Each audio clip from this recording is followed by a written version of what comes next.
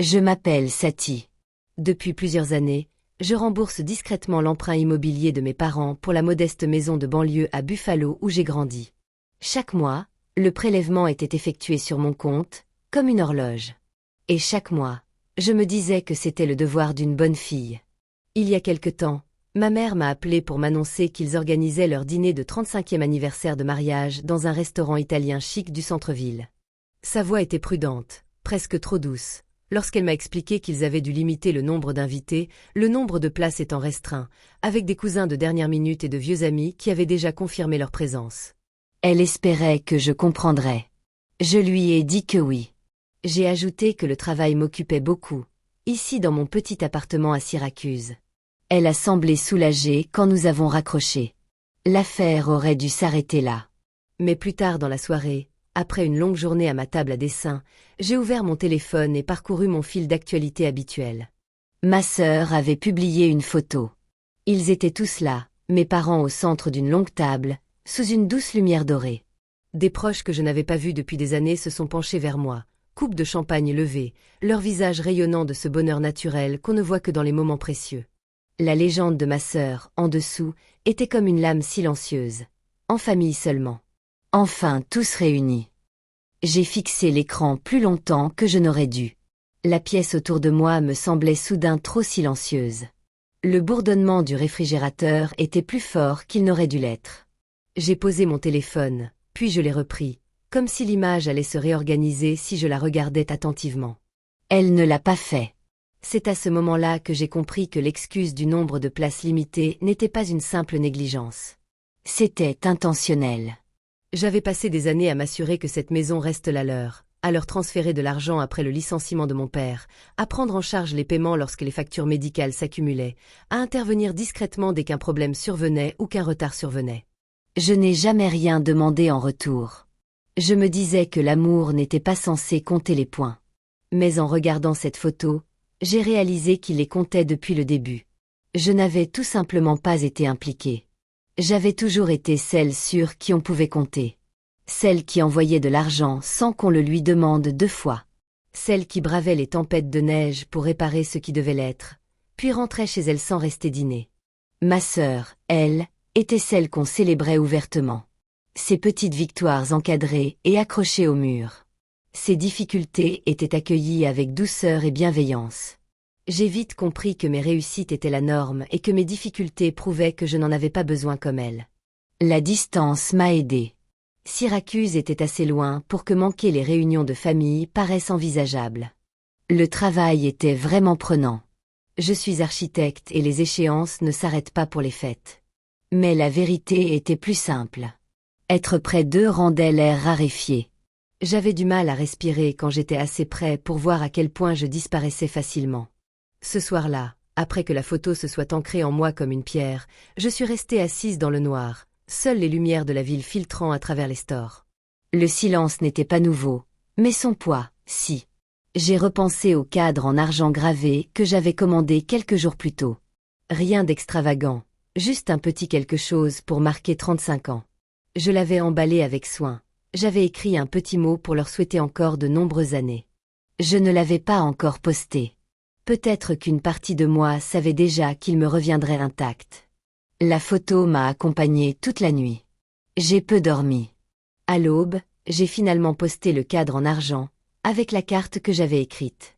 Un petit geste, l'espoir discret qu'un cadeau attentionné puisse leur rappeler que j'existais encore, au-delà des virements bancaires. 3 jours plus tard, un colis est arrivé. L'étiquette était écrite de la main de ma mère. À l'intérieur, le cadre, toujours emballé et intact. Glissé à côté, un petit mot sur du papier crème. On en a déjà trop. Merci quand même. Je suis restée dans le couloir, la boîte à la main, les mots se déposant comme du givre sur une vitre. Pas cruel. Exactement. Juste définitif. Mon effort m'avait été retourné. Comme on retourne quelque chose qui ne va pas. Ce soir-là, ma sœur a appelé. Sa voix était enjouée, d'une manière presque artificielle. « Maman ne voulait pas te blesser », a-t-elle dit. « C'est juste un malentendu. Tu sais comment elle est quand elle prépare quelque chose d'important.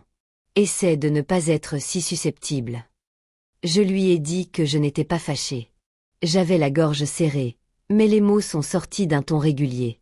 Elle a bavardé 1 minute de plus du dîner, de la perfection du repas, du bonheur de tous ceux qui voyaient papa et maman si heureux, puis elle a raccroché. Assise près de la fenêtre, je regardais les premiers flocons de neige glisser entre les réverbères. La ville paraissait plus douce sous le manteau blanc, plus silencieuse. Pour une fois, le silence n'était pas pesant. Il était authentique. Quelques jours plus tard, j'étais tard au bureau, en train de terminer des rendus. Mara, ma collègue de bureau, a remarqué que j'avais à peine parlé de l'après-midi. Nous travaillons côte à côte depuis 2 ans. Elle n'est pas du genre à être indiscrète, mais elle sait aussi décrypter le silence. Sans doute parce qu'elle avait perdu son père, Jung, et qu'elle avait appris à quel point les non-dits pouvaient être pesants. Nous avons fini par nous retrouver dans le petit café du coin, celui avec les chaises dépareillées et le bon expresso. Elle a attendu que je prenne ma tasse chaude entre mes mains avant de me demander ce qui n'allait pas. Je lui ai parlé du dîner d'anniversaire, de l'excuse du nombre de places limitées, de la photo, du cadeau renvoyé, de l'appel téléphonique. Elle a remué lentement sa boisson, écoutant sans m'interrompre. Quand j'ai eu fini, elle m'a regardé longuement. « Il n'aime que la version de toi qui paie les factures », dit-elle doucement. La phrase tomba doucement, mais elle résonna clairement. J'ai failli rire, non pas parce que c'était drôle, mais parce que c'était si douloureusement vrai. Je lui ai raconté comment les appels arrivaient toujours quand il y avait quelque chose à réparer. Fuite de toit, chaudière en panne, facture médicale, jamais juste pour prendre de mes nouvelles. Mara hocha la tête. Alors arrête de tout réparer. J'avais envie de protester, de dire que la famille ne fonctionne pas comme ça, que dire non briserait quelque chose d'irréparable.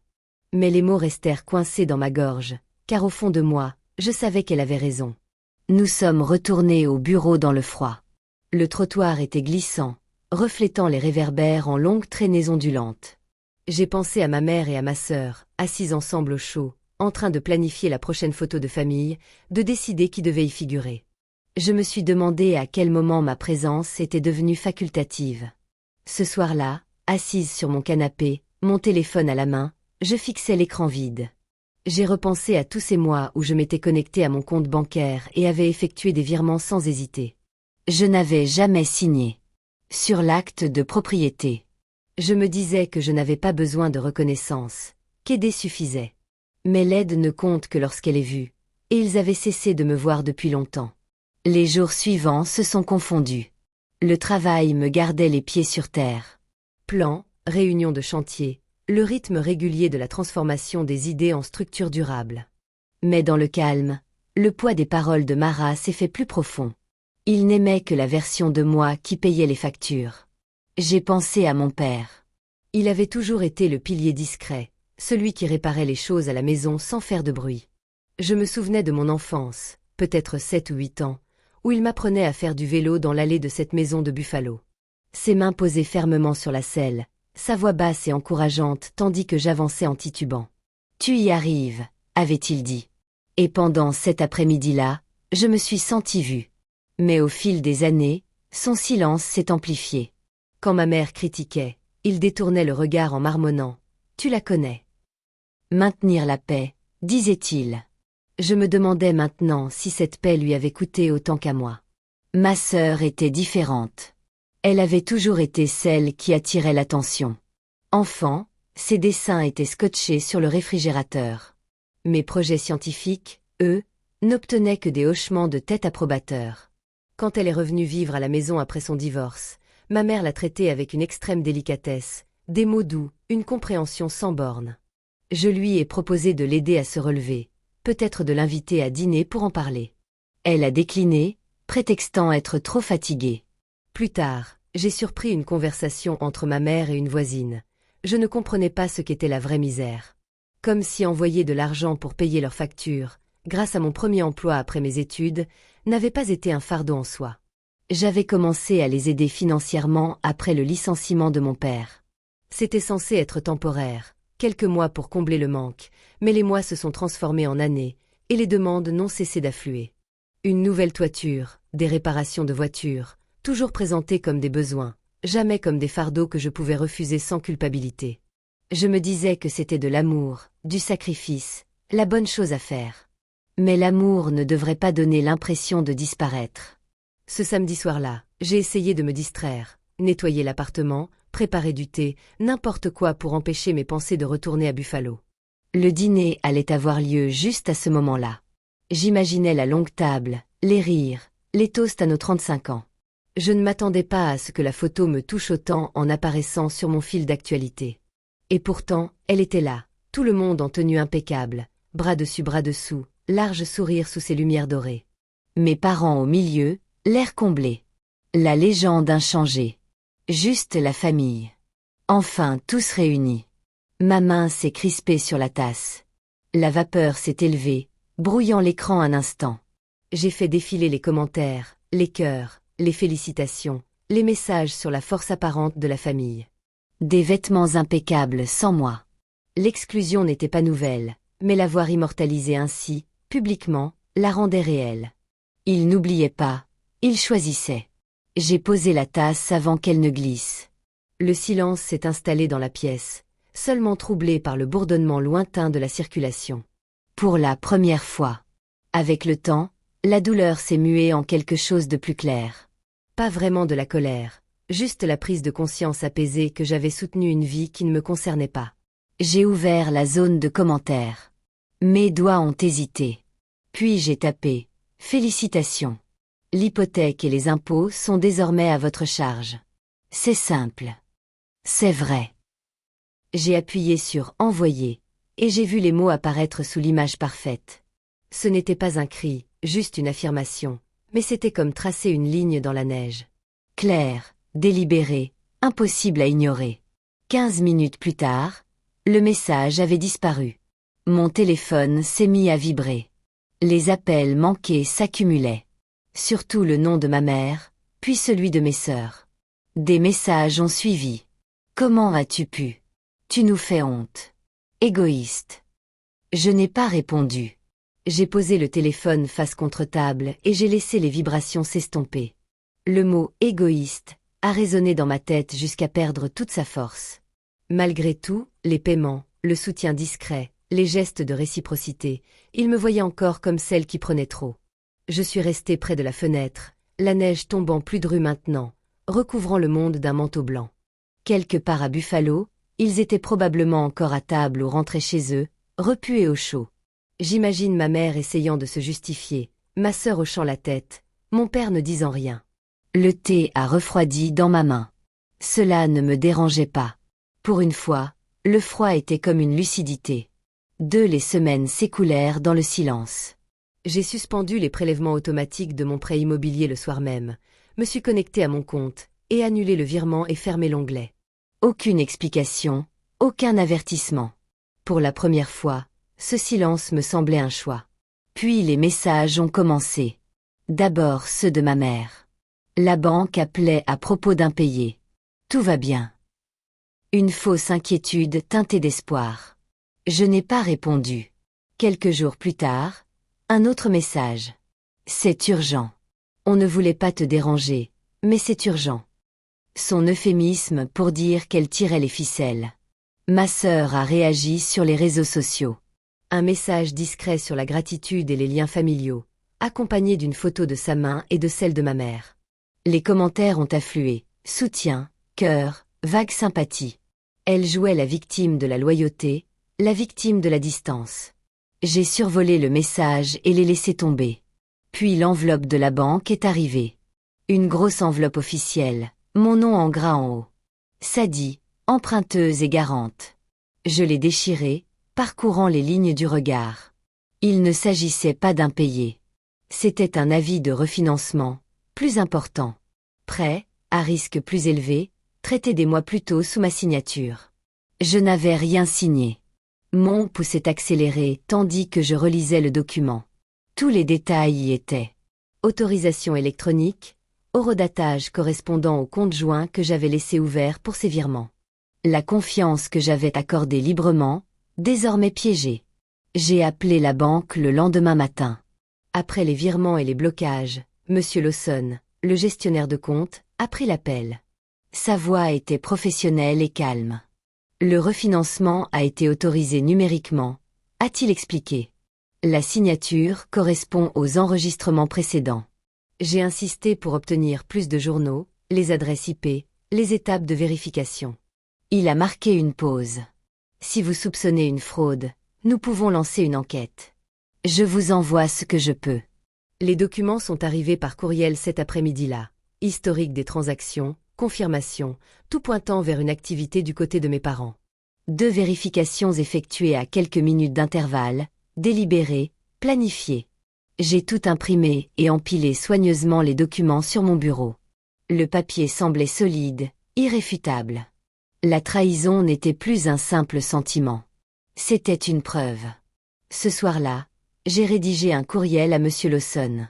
Contestation formelle d'autorisation frauduleuse. J'ai joint les journaux, demandé le gel du compte, cliqué sur envoyer. L'écran s'est figé, et moi aussi. Plus de tremblement, juste de la détermination. Quelques semaines plus tard, j'ai rencontré Monsieur Campbell, un avocat spécialisé en droit immobilier, dans un bureau discret du centre-ville de Syracuse. Des étagères de dossiers, un bureau usé par des années de travail minutieux. Il a examiné la pile sans un mot, son expression imperturbable jusqu'à la page du refinancement. C'est un faux, a-t-il dit en se penchant enfin en arrière. Utilisation abusive d'identifiants. Nous pouvons geler le compte, le signaler, engager une action civile. Ces mots ont donné corps à la situation. Plus seulement à ma douleur, mais à un fait avec des conséquences.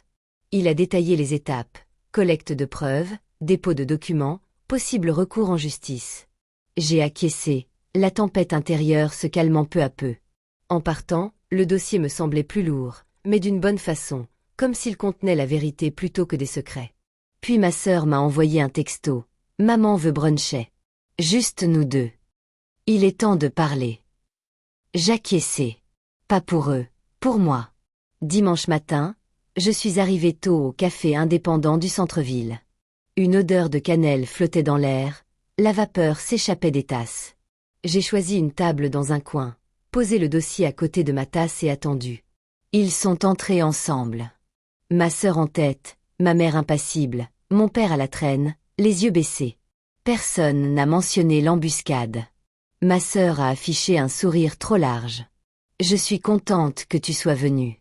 Les choses se sont compliquées. Mettons les choses au clair. Ma mère a hoché la tête en remuant son café. Nous sommes une famille. Les erreurs arrivent. On peut arranger ça. Je les ai regardées fixement.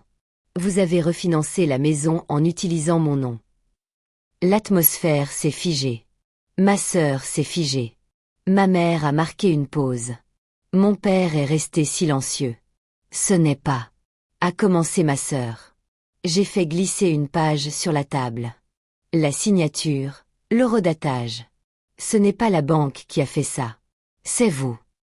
Le visage de ma mère. Aucune dénégation. Juste le silence. Vous avez abusé de ma confiance pour garder la maison, ai-je dit doucement. Mais c'est fini. Je suis resté là, à gauche. J'ai payé la facture en espèces. J'ai fait une demande de radiation. Le reste dépend de la banque et des tribunaux.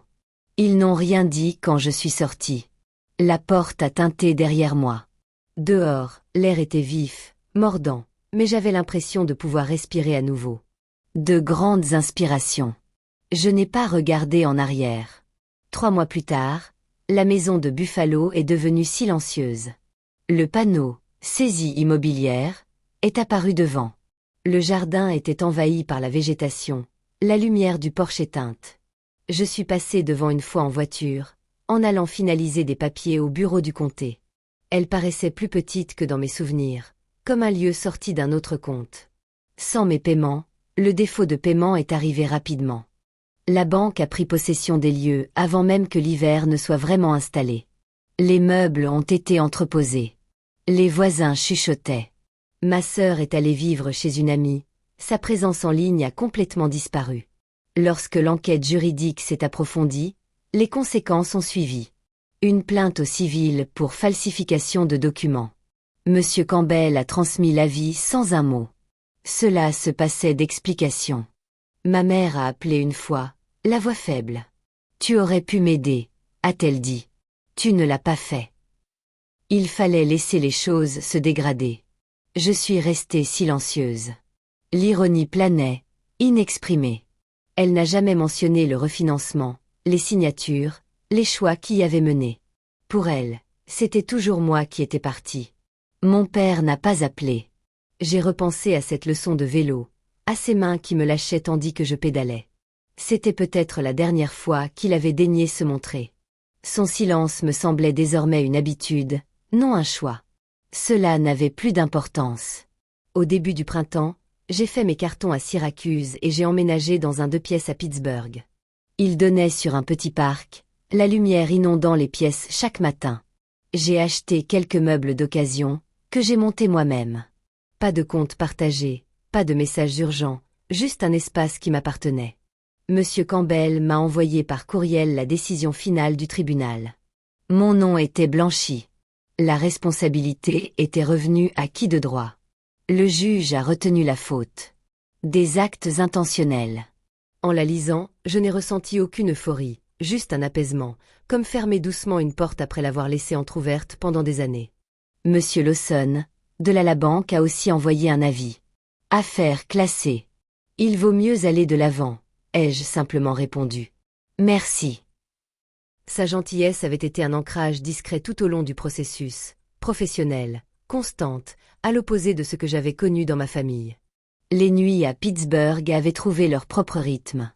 Je cuisinais des repas simples, lisais près de la fenêtre, laissais la musique emplir les pièces sans hâte. Le silence n'était pas vide. C'était la preuve que j'avais survécu au poids des attentes qui n'avaient jamais été les miennes. Parfois, je pensais à ma sœur, me demandant si elle avait trouvé son équilibre ou si elle me reprochait encore mes faiblesses. D'autres fois, la voix de ma mère faisait écho à ce soupir lorsque je manquais une visite, me traitant de distante. Mais la distance avait été ma protection bien avant que je ne l'admette. Un soir, j'ai trouvé une vieille photo dans un tiroir. Nous tous devant la maison des Bisons, des sourires figés dans le temps. Nous avions l'air d'être faits l'un pour l'autre. Je l'ai fixé un moment, puis je l'ai remise à sa place. Le passé pouvait rester où il était. La vie ici n'était pas parfaite. Le travail était toujours long, les hivers aussi, mais c'était difficile. Mais les factures étaient les miennes. Les choix m'appartenaient. La paix était mienne. Je ne mesurais plus ma valeur à l'aune de ce que je donnais. J'ai dormi toute la nuit. Je me suis réveillée avec un café et la lumière du jour. J'ai marché dans les allées du parc sans regarder mon téléphone. Avec le recul, je réalise que cette photo sur les réseaux sociaux n'était pas la fin. C'était la brèche qui a laissé entrer la vérité. Parfois, perdre ce que l'on croyait être tout n'est que le début de la découverte de ce qui nous appartient vraiment. Merci de m'avoir accompagné sur ce chemin. Chaque histoire nous rappelle que la force se cache souvent derrière le chagrin. Si celle-ci vous a touché, restez avec nous, car chaque histoire révèle une nouvelle vérité du cœur humain. N'oubliez pas d'aimer, de vous abonner et de partager pour que d'autres histoires comme celle-ci puissent atteindre ceux qui en ont le plus besoin.